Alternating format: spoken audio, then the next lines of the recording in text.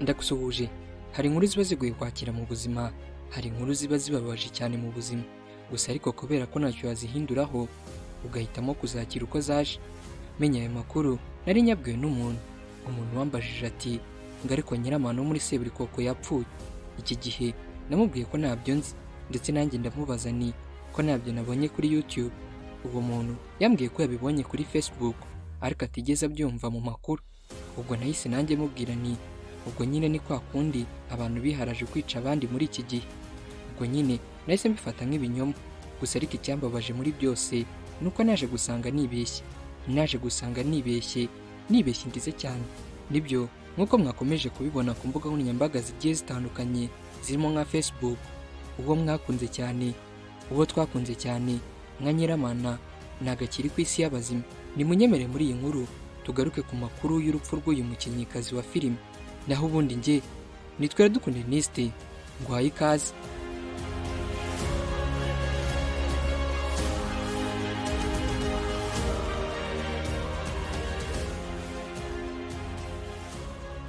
Amakuru dukesha ibitangazamakuru bigiye bitandukanye birimo Igihe, Inyarwanda, Isimbi, Imirasire TV yose yemeza ko uyu mugore wamenyekanye nka Nyiramana muri filime y'uruhererekane ya Seburikoko itambuka kuri televiziyo y'igihugu ko yapfuye. Uyu Nyiramana akaba yaramaze igihe kinini atagaragara muri iyi filime ya Seburikoko.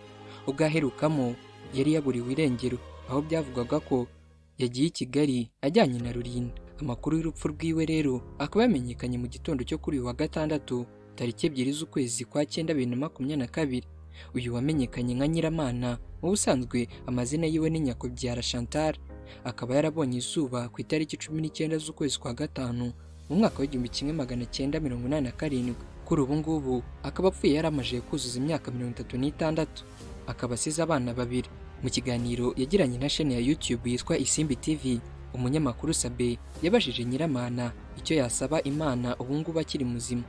Nyiramana kuri icyo gihe amusubiza agira ati Imana nyisaba byinshi kandi nayisaba byinshi, gusa hejuru ya byose icyo nayisaba nuko yazampa iherezo ryiza. Nyiramana kandi akomeza agira ati Mana, icyo nagusaba kiruta ibindi nuko wazampa iherezo ryiza. Njye sindizi ariko ndagusaba ko wazampa iherezo ryiza. Kumva aya magambo bumva bibabaje cyane, gusa ariko ibanga rikomeye Imana yaduhishe ni ukumenya umunsi n'isaha umuntu azatabarukiraho. Nyakubyara Chantal akaba yaragiye akina muri filime zigiye zitandukanye zirimo nka Kigali si Kigoma, Zirara Zishya, Seburikoko ndetse n'izindi. Ubwo yabazwaga uburyo yinjiye muri Seburikoko yavuze ko yari asanzwe aziranye na Niyitegeka Gratien wamamaye nka Seburikoko cyangwa Papa Sava, kandi bakaba bari basanzwe baranigeze gukina naho muri filime yitwa Zirara Zishya. Uyu Niyitegeka Gratien akaba ari we wamwinjije muri iyi filime. Ku mbuga zigiye zitandukanye abantu bakaba bagiye bagaragaza amarangamutima yabo ndetse n'uburyo bashenguwemo n'urupfu rw'uyu Nyakubyara Chantal wamenyekanye nka Nyiramana. Niyitegeka Gratien wamamaye nka Seburikoko cyangwa Papa Sava we akaba yasangije abamukurikirana ifoto bafashe ubwo baherukaga kumusura. Kuri iyo foto akaba yarengejeho amagambo agira ati usurwa wemezaga ko ubwo wamenye indwara uzakira, none biranze kuko isengesho ridahindura integanyo y'uriturwa. Rest in peace Nyakubyara Chantal Nyiramana. Abambaza ko ari iyi filime siyo yatabarutse mu dutabare. Ayo ni amagambo ya Papa Sava yanyujije ku mbuga ze zigiye zitandukanye zirimo Facebook.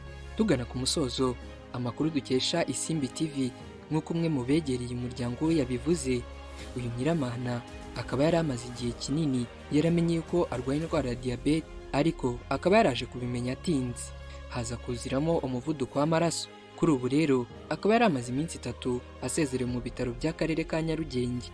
Ni nansorera ikiganiro cya none, gusa ariko muri rusange twihanganishije umuryango wa Nyiramana, sinema muri rusange ndetse n'abanyarwanda muri rusange. Gusa niba uri mushyashya kuri channel yacu ntugende udakanze subscribe kuri channel yacu, tukugezaho amakuru agiye atandukanye, amakuru tugutegurira mu buryo bw'ibyegeranyo. Naho ubundi njye nitwa Iradukunda Ernest, ndagushimiye.